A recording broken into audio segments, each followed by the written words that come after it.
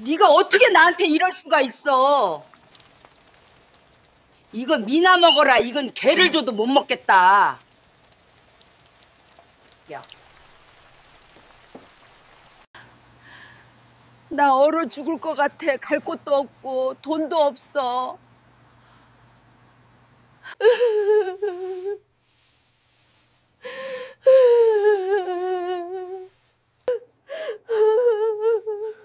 엄마, 찜질방에 있으면 어떡해. 내가 집에 데려다 줄게. 시어머니를 다시 모시고 와? 그래, 내가 나갈게.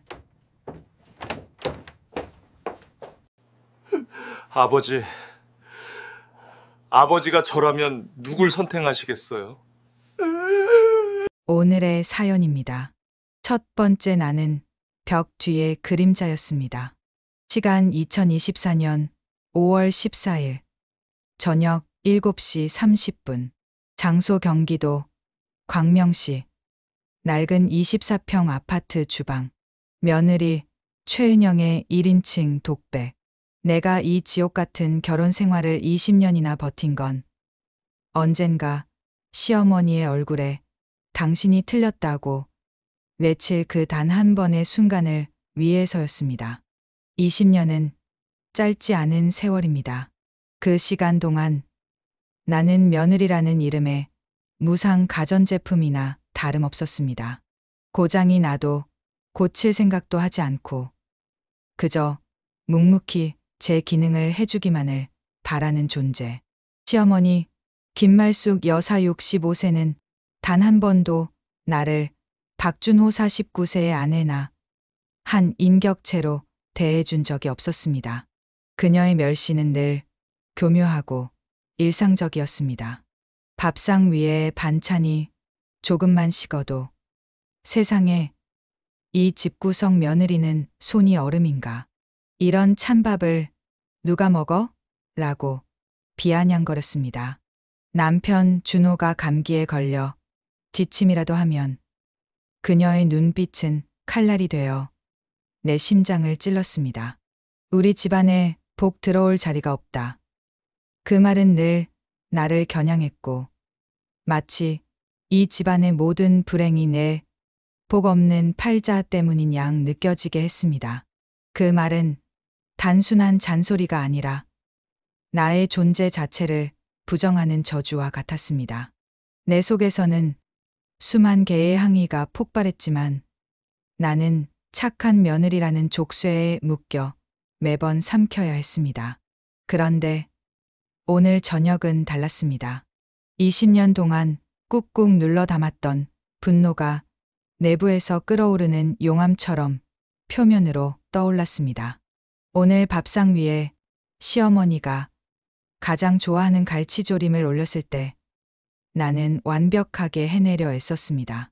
하지만 그녀는 숟가락으로 조림을 뒤적거리며 콧방귀를 뀌었습니다.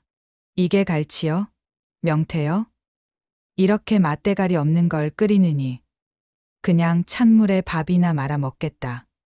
그녀는 갈치, 토막을 숟가락으로 으깨며 나를 쳐다보지도 않았습니다. 그 순간 내 안에 20년짜리 벽이 무너지는 소리가 들렸습니다. 심장이 터질 것 같았지만 동시에 지극히 이성적으로 변했습니다. 그래, 오늘이다.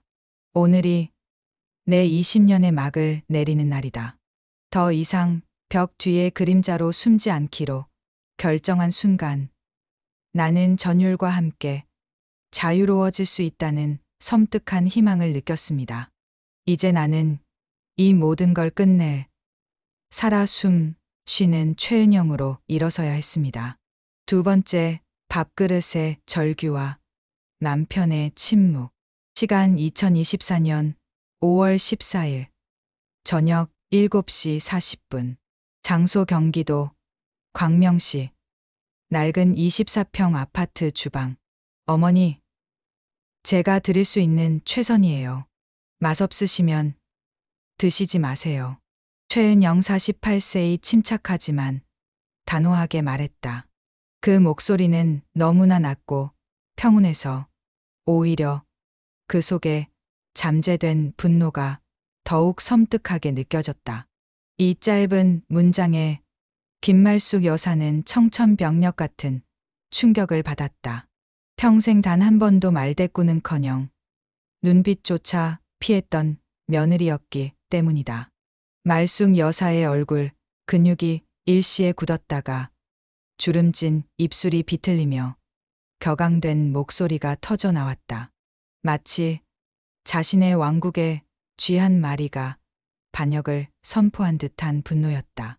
뭐라고? 내가 지금 감히 시어머니한테 대들어? 넌 시집 온 지 20년이 돼도 이 집안의 예의를 몰라. 내가 뭘 잘했다고 그따위로 뻔뻔하게 당장 무릎 꿇고 사과 못해. 어머니야말로 20년 동안 저를 뭘로 보셨어요? 은영이 숟가락을 탁 하고 식탁에 내려놓으며 벌떡 일어섰다. 식탁 위의 물컵이 미세하게 흔들렸다. 그녀의 눈은 이미 빨갛게 충혈되었지만 그녀의 시선은 절대 어머니를 피하지 않았다. 저는 어머니의 놀이개가 아니에요. 존중을 바라지도 않았습니다. 다만 최소한 인간적인 대우는 해주셔야죠. 제가 뭘 그렇게 잘못했습니까? 저는 어머니 아들 낳고 당신들 밥 해드리고 이 집 살림을 20년 동안 맡아왔어요. 이게 당신들이 저한테 함부로 할 권리를 준 건가요? 그녀의 목소리는 떨렸지만 그 속에 담긴 절규와 분노는 집안의 가구를 흔들 만큼 강력하고 진실했다. 이 폭발적인 상황을 지켜보던 시아버지 박봉달 68세는 숟가락을 든 채 그대로 굳어 있었다. 그는 싸움을 중재할 용기가 없었다. 평생 아내의 잔소리 뒤에 숨어 무책임하게 살아온 그는 이 엄청난 에너지 충돌 앞에서 그저 초라한 방관자일 뿐이었다. 그는 침묵함으로써 아내의 권위를 지켜주지도 며느리의 편을 들어주지도 않는 가장 비겁한 중립을 택했다. 당신은 왜 가만히 있어요? 당신 아내 좀 보라고요. 은영이 남편 준호에게 도움을 요청하는 대신 그의 무책임함을 질책하며 노려보았다. 준호는 고개를 숙인 채 밥그릇만 만지작거렸다. 그는 자신의 어머니와 아내 중 누구에게도 시선을 줄 수 없었다. 그는 이 집안의 평화를 돈으로 샀다고 믿었지만 그 돈은 결국 아무런 방패도 되어주지 못했다. 그때 말숙 여사는 식탁 위에 놓인 자신의 밥그릇을 집어들었다. 그녀의 얼굴은 분노로 하얗게 질려 있었다. 순간적인 화를 참지 못한 그녀는 밥그릇을 바닥에 던졌다. 쨍그랑 소리와 함께 밥그릇이 산산조각 나며 뜨거운 밥알이 사방으로 흩뿌려졌다. 내가 내 밥맛을 다 버려놨어. 내가 이 집에서 나가주마. 말숙 여사는 외투도 걸치지 않은 채 낡은 손지갑 하나만 들고 현관으로 돌진했다. 닫히는 현관문 소리가 울린 후 집안은 숨 막히는 정적으로 가득 찼다. 봉달은 그제야 숟가락을 내려놓고 고개를 들었다. 깨진 그릇 조각과 흩어진 밥알을 멍하니 보던 그는 40년 만에 아내에게 해준 유일한 저항이자 자신의 나약한 후회인 작은 목소리를 냈다. 당신도 좀 심했어. 그 목소리는 아무도 듣지 못한 채 이미 떠난 아내를 향해 허공으로 흩어졌다. 세 번째, 도망친 자의 밤, 텅 빈 권위. 시간 2024년 5월 15일 저녁 8시 00분. 장소 경기도 광명시 아파트 단지 앞 골목길. 김말숙 여사 65세는 밥그릇을 던진 직후 스스로도 놀랄 만큼 빠르게 현관을 나섰다. 숨이 가빴다. 60이 넘은 몸이 화를 이기지 못하고 헉헉거렸다. 엘리베이터 대신 계단을 이용해 내려왔고 아파트 단지를 벗어나 횡단보도 앞에 섰을 때야 비로소 자신이 어디로 가야 할지 알 수 없다는 것을 깨달았다. 갈 곳이 없었다. 딸네 집. 안 된다. 걱정시키고 싶지 않다. 친정? 이미 오래전에 사라진 이름이다. 그녀의 가출은 복수가 아닌 스스로를 쫓아낸 도피였다. 그녀는 24시간 문을 여는 작은 편의점 앞 플라스틱 테이블에 주저앉았다. 차가운 5월의 밤 공기가 얇은 상의를 뚫고 들어와 그녀의 어깨를 때렸다.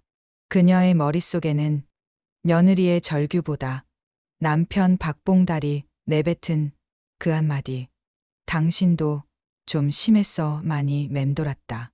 그 말은 그녀의 40년 결혼 생활 전체를 부정하는 것처럼 느껴졌다. 평생 남편의 무능과 무관심을 견디며 스스로 이룬 가장으로서의 권위, 그것만이 그녀의 존재 이유였는데 남편은 그 권위가 심술일 뿐이었다고 조롱하는 것 같았다. 말쑥 여사는 벤치에 앉아 덜덜 떨리는 손으로 낡은 손지갑을 열었다. 지갑 안에는 현금 몇 장, 신분증, 그리고 아들이 준 낡은 포인트 카드만 들어 있었다. 그녀의 삶은 이 얇은 지갑만큼이나 가볍고 텅 비어 있었다. 내가 이렇게까지 해야 했니? 내가 뭘 그렇게 잘못했어? 그녀는 중얼거렸다. 그녀의 눈에 고인 눈물은 며느리에 대한 미안함이 아니었다. 남편에 대한 분노, 그리고 자신을 지키기 위해 평생 독한 사람이 되어야만 했던 스스로의 처지에 대한 극심한 외로움이었다. 편의점 유리창 너머로 젊은이들의 웃음소리가 들려왔지만 그녀의 귀에는 닿지 않았다. 그녀의 유일한 무기였던 권위는 무너졌고 그녀는 이제 무엇을 해야 할지 알 수 없었다. 그녀는 그저 텅 빈 밤하늘 아래서 자신이 누구인지조차 잃어버린 늙고 지친 한 여자일 뿐이었다. 플라스틱 테이블의 차가움이 그녀의 손바닥에 선명하게 와 닿았다. 네 번째 아들의 귀가 침묵의 전이. 시간 2024년 5월 15일 밤 10시 30분. 장소 경기도 광명시. 낡은 24평 아파트 거실. 밤 10시 30분. 아들 박준호 49세가 문을 열고 들어섰다. 그는 건설 현장 사무실에서 일하는 만년 과장으로 늘 지쳐 있었다. 넥타이는 풀어헤쳐져 있었고 옷에서는 땀과 담배 냄새가 섞인 눅진한 냄새가 났다. 그는 주방에서 허리를 숙여 깨진 밥그릇 조각과 흩어진 밥알을 쓸고 있는 아버지 박봉달 68세를 보고 짜증을 참기 힘들었다. 뭐 하시는 거예요? 지금? 그리고 어머니는요? 왔냐. 내 어미가 밥그릇을 던지고 나갔다. 지금 밤새 연락이 안 돼. 봉달은 빗자루와 쓰레받기를 내려놓았다. 그의 얼굴은 피곤함보다 더 짙은, 아내에게조차 제대로 저항하지 못했던 무력감으로 가득했다. 준호는 상황을 짐작했지만 아내 최은영 48세에게 먼저 다가가기보다 거실에 널브러져 있는 은영의 캐리어를 보며 분통을 터뜨렸다. 또 시작이네. 왜 나만 힘들게 해. 어머니도 아내도. 여보, 대체 어머니는 왜 나가셨어요? 당신이 좀 참지 그랬어요. 준호가 은영이 있는 작은 방 문 앞에서 물었다. 그의 질문은 원인을 아내에게 돌리려는 명백한 시도였다. 은영은 문을 열고 나왔다.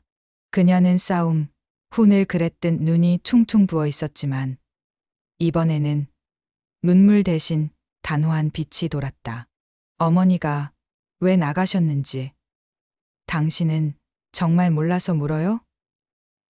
강신이 그 싸움에 끼지 않고 20년 동안 벽 뒤에 숨어 있었기 때문이에요. 어머니의 분노는 당신의 무책임이 키운 거예요. 당신 아버지가 그랬듯 당신도 40년 동안 이 집안의 갈등을 외면하는 침묵을 이어받았어요. 침묵은 이 집안의 가장 오래된 병이에요. 내가 뭘 무책임해. 내가 회사를 다니면서 돈을 벌어다 주잖아. 내가 없으면 이 집이 돌아가기나 해? 준호는 목소리를 높였다. 그의 방언은 즉각적이고 이기적이었다. 돈이 모든 걸 해결하는 게 아니에요. 당신은 남편도 아들도 아닌 그냥 이 집에 돈 줄 역할만 충실히 했을 뿐이에요. 어머니는 외로워서 소리쳤고 저는 무시당해서 울부짖었어요. 근데 당신은 어디 있었죠? 당신의 침묵이 모두를 외롭게 했어요. 은영의 말은 준호의 심장을 정확히 꿰뚫었다. 그녀는 이미 눈물의 단계를 넘어 결의의 단계로 진입해 있었다. 준호는 덜컥 겁이 났다. 이 상황이 자신이 돈을 주고 살 수 있는 통제 범위를 넘어섰음을 직감했다. 5번째 각자의 밤, 가장 낯선 가족. 시간 2024년 5월 16일 새벽 1시 00분. 장소 경기도 광명시. 낡은 24평 아파트 안방 및 작은 방. 집 안에는 깨진 밥그릇만큼 날카롭고 위험한 침묵이 지배했다. 작은 방 침대에 누운 은영은 천장을 응시했다. 그녀는 울지 않았다. 20년 동안 흘린 눈물로도 해결되지 않았던 문제가 이 밤의 눈물로 해결될 리 없었다. 그녀는 마치 오랜 고통 끝에 마침내 마취가 풀린 환자처럼 생생하게 느껴지는 고통과 함께 자유를 맛보고 있었다. 내가 이 집을 떠나도 되는구나. 내가 이 지독한 책임감에서 벗어날 수 있구나. 그 생각은 그녀에게 강한 해방감을 주었다. 하지만 동시에 밀려오는 미지의 미래에 대한 두려움과 씁쓸함도 컸다. 한편 준호는 안방 침대에 걸터앉아 고개를 숙였다. 그를 지배한 감정은 불안이었다. 어머니와 아내의 대리 전쟁이라는 평화 구도가 깨진 것에 대한 불안. 그리고 그 뒤에 숨어 있던 자신이 이제 전면에 나서야 한다는 부담감이었다. 그는 휴대폰으로 어머니에게 전화를 걸었지만 여전히 꺼져 있었다.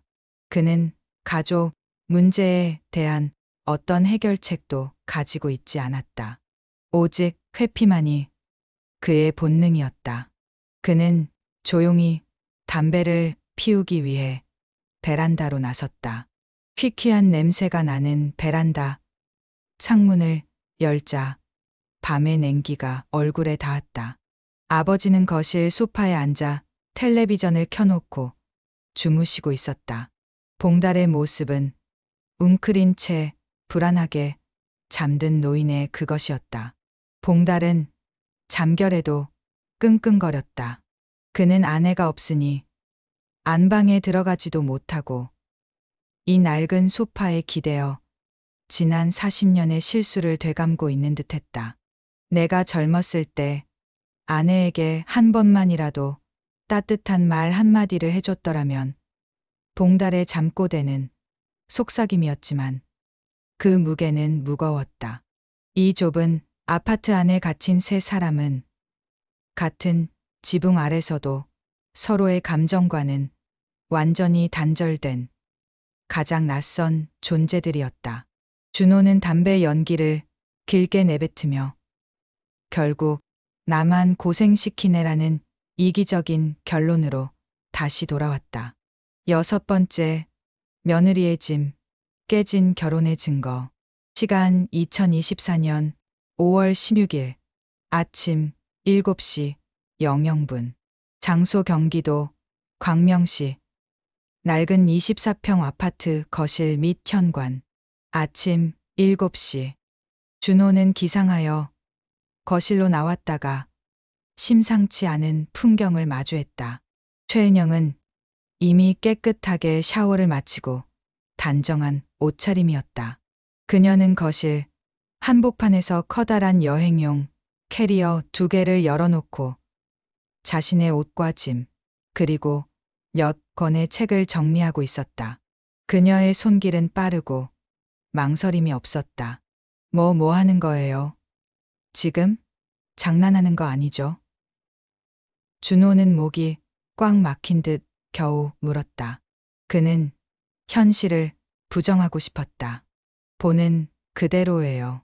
제 짐을 싸고 있어요. 친정으로 갈 거예요.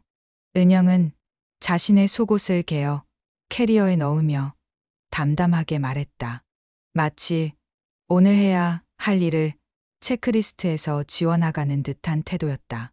당신 지금 어디 가려고? 엄마가 나갔다고 당신까지 이러는 건 너무 무책임하잖아. 아버지는 어떻게 하고 내가 지금 얼마나 힘든지 알기나 해. 준호의 목소리가 점점 높아졌다. 그의 분노는 오로지 자신에게 닥친 불편함에 대한 것이었다. 무책임? 은영은 하던 행동을 멈추고 캐리어 손잡이를 잡았다. 그녀의 눈은 차갑게 빛났다. 준호 씨, 나는 20년 동안 당신 어머니의 무책임과 당신의 무관심을 짊어지고 이 집을 지켰어요. 저는 이제 제 집만 챙길 거예요. 어머니를 찾는 건 당신의 책임이에요. 아버지를 돌보는 것도 당신의 책임이고, 당신은 이제야 비로소 가장으로서의 책임을 마주하게 될 거예요. 그녀는 현관 앞에 놓인 결혼할 때 시어머니에게 받은 촌스러운 금색 무늬의 도자기 화병을 가리켰다. 이 화병은 그녀에게 시집살이의 상징이었다. 어제 어머니가 밥그릇을 깨셨죠. 근데 당신은 내가 어제 밤에 뭘 깼는지 알아요? 나는 이 결혼 생활 자체를 깼어요. 이 화병처럼 겉은 멀쩡해 보여도 속은 골물대로 골맞던 이 결혼을. 준호는 다급하게 그녀의 캐리어를 붙잡았다. 그의 얼굴은 공포로 일그러졌다. 최은영, 당신 이러지 마. 내가 엄마 찾을게. 지금 당장 나가서 찾을게. 내가 잘못했어. 그러니까 짐 싸는 것 좀 멈춰봐. 그는 비로소 상실의 위협 앞에서야 행동을 개시하려 했다. 은영은 준호의 손을 천천히 떼어냈다. 그녀의 표정은 동요하지 않았다. 늦었어요. 내가 20년 동안 당신에게 기다려 달라고 했어요. 이제부터는 당신이 나설 차례예요. 당신 어머니를 찾고, 당신 아버지의 침묵을 깨고, 당신 자신부터 바로 세우세요. 나는 당신이 이 문제를 해결할 동안 나 자신을 찾을 거예요. 은영은 캐리어를 끌고 문을 나섰다. 닫히는 현관문 소리는 준호의 귓가에 20년짜리 폭탄이 터지는 소리처럼 들렸다. 7번째 떠밀린 아들, 아버지의 짐. 시간 2024년 5월 16일 오전 9시 30분. 장소 경기도 광명시. 아파트 인근 버스 정류장. 최은영이 떠난 지 2시간 후 박준호는 회사에 연차를 내고 어머니를 찾기 위해 나섰다. 그는 오전에 어머니가 갈 만한 곳을 헛걸음치며論理적으로 지쳤다. 지친 몸을 이끌고 다시 집으로 들어왔을 때 봉달은 여전히 소파에 웅크린 채 초췌했다. 준호는 주방 테이블에 앉아 아버지에게 물었다. 그의 질문은 단순히 정보를 얻기 위함이 아니었다. 그는 아내의 말대로 아버지의 침묵의 근원을 파헤치고 싶었다. 아버지는 왜 어제 아무 말도 안 했어요? 며느리한테도, 엄마한테도. 왜 심했어? 그 한마디 빼고는 아무것도 안 했어요? 준호는 조심스럽지만 집요하게 물었다. 봉달은 텔레비전을 멍하니 바라보던 눈을 돌려 아들을 직시했다. 그의 눈에는 40년 동안 감춰왔던 깊은 회한이 담겨 있었다. 할 말이 없었지. 내가 내 어미한테 해줄 말이 없었어. 다 내 탓이야. 봉달은 낡은 소파에 등을 기댔다. 내가 젊을 때 기술직이랍시고 사업한답시고 집안 살림 다 말아먹고 빚쟁이 피해 도망 다닐 때 내 어미는 새벽 5시에 나가 식당에서 설거지하고 내들 옷에 떨어진 단추 꿰매가면서 혼자 버텼어. 내가 어렸을 때 먹었던 그 낡은 분유통, 내 어미가 새벽 시장에서 물건 떼다 팔아서 겨우 사온 거였지. 그는 눈물을 훔쳤다. 쪼그라든 60대 노인의 어깨가 흔들렸다. 나는 내가 무능하다는 사실이 너무 싫어서 집에 오면 내 어미의 잔소리가 듣기 싫어서 그냥 잠만 잤다. 아내가 묻는 말에도 대답 안 했고 잔소리하는 내 어미를 세상에서 제일 싫어했지. 그런데 그 잔소리가 없었으면 우리가 여기까지 버티지도 못했다는 사실도 알았어. 내 어미는 그 악바리 같은 성격으로 나랑 이 집을 지킨 거야. 봉달은 한숨을 쉬었다. 그 성격이 독이 되어서 매 며느리한테까지 간 거지만 내가 그 독을 만든 근원이다. 그래서 나는 내 어미한테 당신이 잘못했다고 따질 자격이 없어. 어제 그 한마디도 사실은 40년 동안 도망친 나 자신에게 하는 후회였지. 준호는 충격을 받았다. 그의 어머니의 악독함은 아버지의 무책임이라는 거울에 비친 그림자였다는 것을 깨달았다. 어머니가 평생 주인이라는 말을 외쳤던 이유가 자신이 언제든 버려질 수 있다는 깊은 불안감 때문이었다는 것을 이해했다.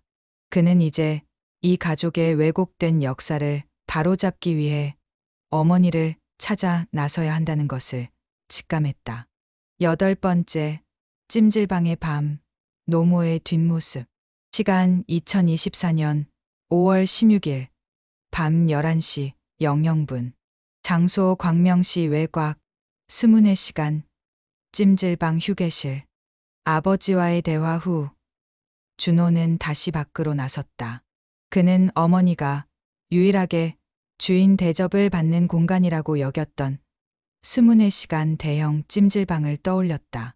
집에서는 늘 잔소리를 해야 했지만 찜질방에서는 여사님 대접을 받으며 잠시나마 고단함을 잊을 수 있는 곳이었기 때문이다. 준호는 주차장에 차를 대고 찜질방으로 들어섰다.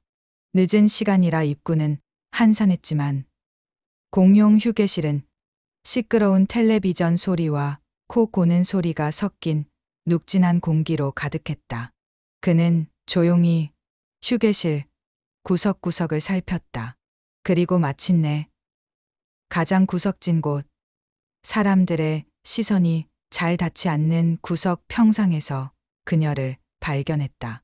김말숙 여사 65세는 찜질방에서 제공하는 얇은 수건 2장을 베개 삼아 낡은 분홍색 찜질복을 입고 새우잠을 자고 있었다. 그녀의 쭈글쭈글한 손은 가슴팍에 불안하게 모여 있었고 텔레비전 불빛에 비친 그녀의 얼굴은 화장기 하나 없이 푹 꺼져 있었다. 그녀가 평소 집에서 보여주던 기세등등하고 잔소리가 폭포수 같던 시어머니의 모습은 온데간데 없었다. 그곳에는 그저 늙고 지친 보호받지 못하는 한 명의 여자, 그의 어머니만이 있었다. 마치 갑옷을 벗어던진 채 잠든 병사 같았다. 준호는 목이 메었다. 그는 처음으로 어머니의 나약함과 자신이 외면했던 어머니의 고통을 마주했다. 아버지가 그랬던 것처럼 그도 어머니의 강한 모습 뒤에 숨겨진 고통을 외면해왔다는 죄책감이 밀려왔다. 그는 조심스럽게 평상 옆에 무릎을 꿇고 떨리는 손으로 어머니의 마른 어깨를 천천히 감쌌다. 엄마, 준호는 나지막이 불렀다. 말숙 여사는 가늘게 떨더니 눈을 번쩍 떴다. 낯선 공간에서 아들의 목소리를 들은 그녀는 놀라 눈을 크게 떴다. 눈빛에는 일말의 경계심과 오랜 외로움이 뒤섞인 복잡한 감정이 스쳐 지나갔다. 준호야? 내가 여길 왜 그녀는 몸을 일으키려 했지만 준호가 그녀의 어깨를 계속 안고 있었다. 엄마, 나 때문이에요. 죄송해요. 준호는 그렇게 말하며 처음으로 가족의 책임을 외면하지 않겠다는 의지를 다졌다. 9번째 아들의 고백, 어머니의 해방. 시간 2024년 5월 17일 새벽 1시 30분. 장소 광명시 외곽 24시간 찜질방 휴게실. 아들 박준호는 어머니 빈말숙에 쪼그라든 어깨를 끌어안은 채 찜질방 바닥에 무릎을 꿇고 있었다. 엄마, 나 때문이에요. 죄송해요. 아버지한테 다 들었어요. 엄마 혼자 고생하면서 이 집 지킨 거, 새벽에 식당에서 설거지하고 빚쟁이 피해 도망 다녔을 때도 엄마는 우리를 놓지 않았죠. 그때 내가 어렸지만 지금이라도 알 것 같아요. 엄마가 왜 그렇게 악착같이 주인 소리를 듣고 싶어 했는지. 그게 엄마의 생존 방식이었던 거죠. 준호의 떨리는 목소리는 진심이었다. 말숙 여사는 아들의 품에서 벗어나려 몸을 비틀었다. 내가 너희들한테 이 집은 내 집이라고 소리치지 않으면 이 세상에서 나를 인정해 줄 사람이 아무도 없을 것 같아서 며느리한테도 내 권위를 보여주지 않으면 나도 쫓겨날까봐. 그녀는 흐느꼈다. 그 시어머니라는 껍데기 뒤에 숨겨진 버려질까 두려워하는 60대 여자의 불안한 속살이 그대로 드러났다. 그녀의 흐느낌은 40년의 한이 터져 나오는 소리였다. 엄마, 괜찮아요. 이제 충분해요. 고생 많았어요. 엄마는 이미 이 집의 주인이고 우리 가족의 기둥이에요. 누구도 엄마를 쫓아내지 않아요. 나도, 은영이도. 그리고 이제부터는 내가 엄마랑 아버지 짐 같이 짊어질게요. 나도 20년 동안 도망친 벌을 받아야죠. 아들의 진심, 어린 고백은 말숙 여사의 마음속 가장 단단했던 방어벽을 녹였다. 그녀는 아들에게 기대어 한참을 울었다. 그 울음은 분노와 후회를 씻어내고 그녀에게 악역이라는 역할로부터의 해방감을 주었다. 그녀는 그제야 며느리에게 행했던 자신의 모진 행동들에 대해 진정한 후회를 느끼기 시작했다. 새벽 3시가 되어서야 준호는 어머니를 부축하고 찜질방을 나섰다. 택시를 타고 집으로 돌아오는 길, 말숙 여사는 곤히 잠들었지만 그녀의 얼굴 표정은 이전보다 훨씬 평온해 보였다. 10번째 깨어진 화병. 피어난 꽃. 시간 2024년 5월 17일 오후 2시 00분. 장소 서울 영등포구 최은영 친정 오피스텔. 말숙 여사가 집에 돌아온 다음 날 시아버지 봉달은 아내의 눈치를 보며 안절부절 못했다. 말숙 여사는 침묵 속에서 며느리에게 밥그릇을 던진 일, 멸시했던 일, 그리고 남편에게 했던 모진 말들을 곱씹었다.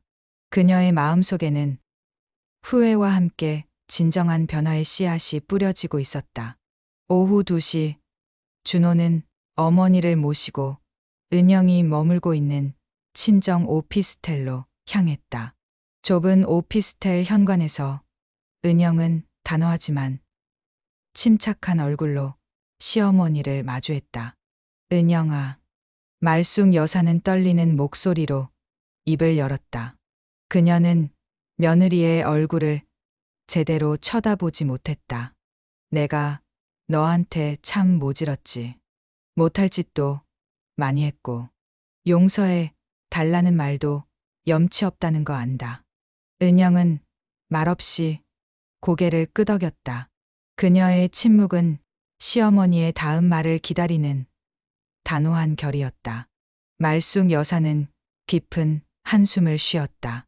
내가 너를 나한테 대드는 애로만 봤다. 내가 뭘 하든 내가 이 집의 주인이라는 걸 보여주고 싶었어. 근데 찜질방에서 밤새 생각했어. 내가 악바리처럼 안 굴면 나를 버릴까 봐 무서웠던 거야. 나는 내가 미워서가 아니라 내 자신이 불안해서 너를 괴롭혔다. 그게 다였어.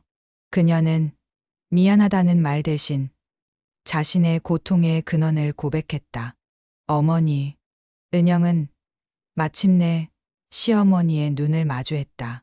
그녀의 목소리는 떨리지 않았지만 눈빛은 이미 촉촉했다. 저도 어머니한테 밥그릇 던지라고 소리친 것, 저도 심했어요. 20년 동안 참다가 폭발한 거지만 저도 어머니에게 인간적인 존중을 보여드리지 못했어요. 어머니가 얼마나 외로우셨는지 이제야 조금 알 것 같아요. 은영은 조용히 몸을 숙여 시어머니의 쭈글쭈글한 손을 잡았다.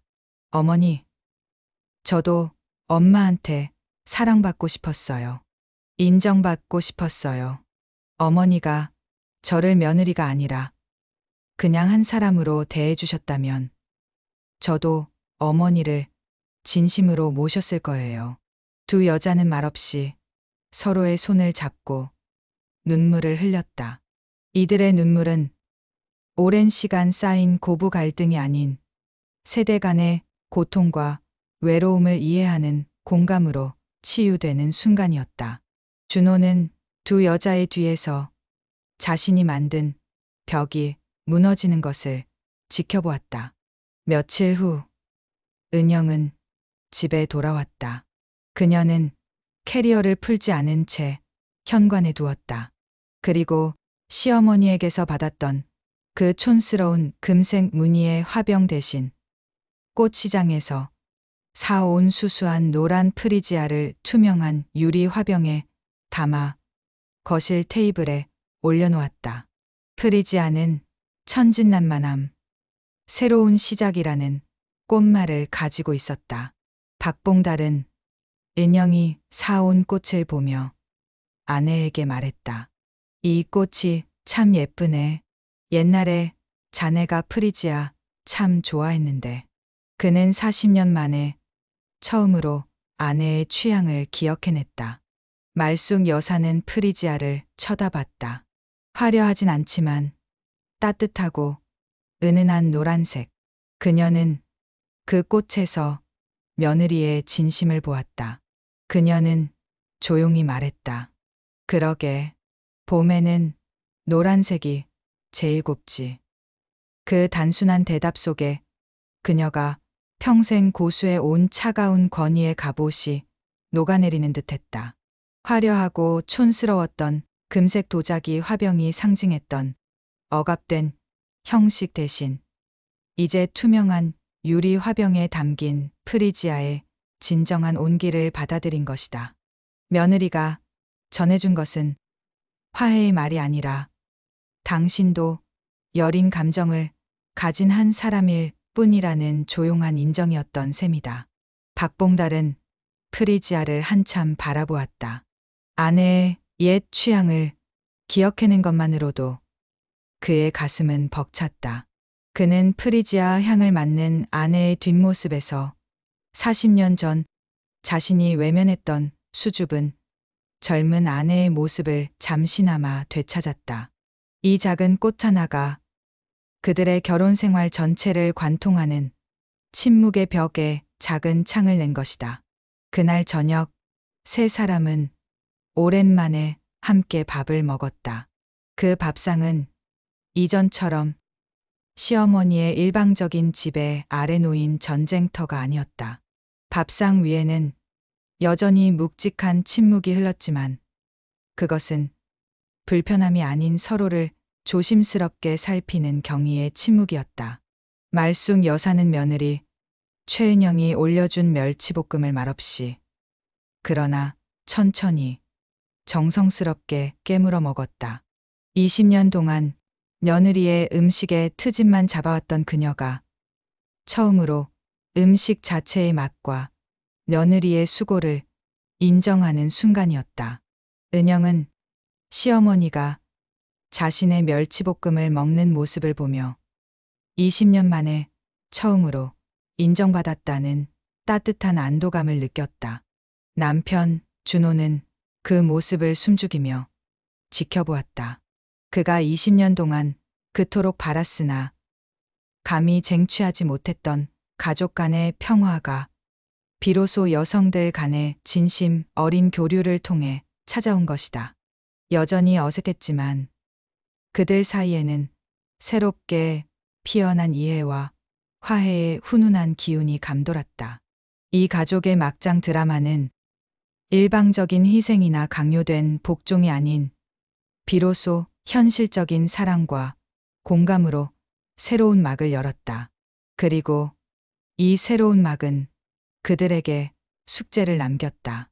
앞으로의 삶은 과거의 독을 완전히 해소하고 서로의 상처를 진정한 존중으로 채워나가는 길고 험난한 치유의 과정이 될 것임을 모두가 예감했다.